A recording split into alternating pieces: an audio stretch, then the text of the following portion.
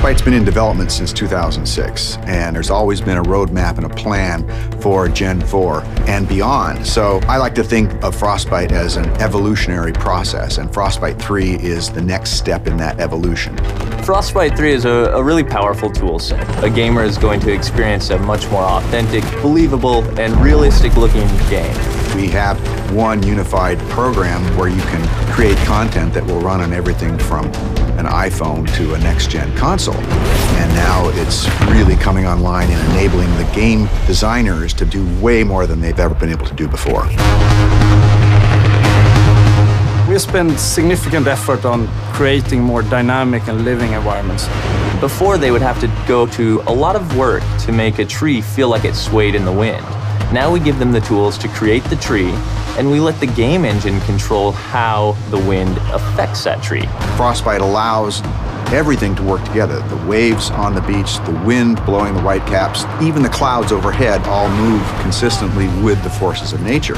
You might see an explosion go off, you'll see the trees nearby shake from the explosion. It's sort of subtle, but it creates this sense of seamless reality. So the large world coupled with a lot of people running around interacting with you really pays off in Battlefield 4. Destruction has always been a core feature of the Frostbite engine. It's the evolution of the way the environment is impacted by gameplay. Everything from the smallest spark colliding, but also gigantic chunks of debris that crumble when they impact the ground. The guys on Battlefield 4 have been working on something called Levolution. Levolution is really about the concept how you can drastically change a multiplayer map into something different. It could be anything from a big building collapsing or to a dam breaking or anything really big game changer to the level. A recent feature that we've put in, and you'll see in Battlefield 4, is our networked water simulation. So what this means is all players will see the same wave in the same position at the same time. And this leads to some pretty exciting cat and mouse type of gameplay where you're ducking down and going up and you can kind of peek around as you drive in your boat. It will no longer swim on a flat surface. Instead, it will be affected by the different waves and everything. And that comes to everything from living characters that are swimming, but also to the ragdolls. Something like a jet crashes into the ocean, you'll see the water react and the debris will then float on the waves. It's a very, very cool dynamic engine. Things just happen and it seems right. Take cover!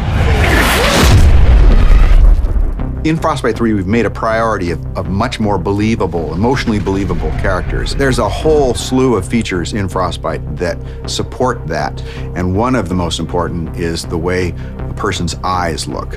The way we render characters is better than ever before. We're doing subsurface scattered models. We have parallax animation in the iris. You'll notice it looks like a real eye. You'll back me up, right? Frostbite 3 is so much more powerful than any engine I ever used before. And it's not just the specific features and the framework, it's the fact that we're collaborating with other teams around the world.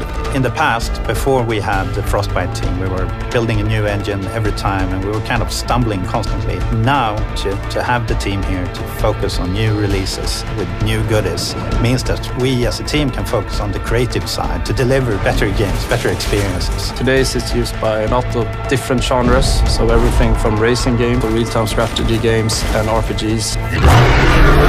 So in Battlefield 4, when the building collapses, the dust starts expanding, the debris is falling, the sparks are flying, the boats are ramping off of waves, all of this is because of Frostbite 3.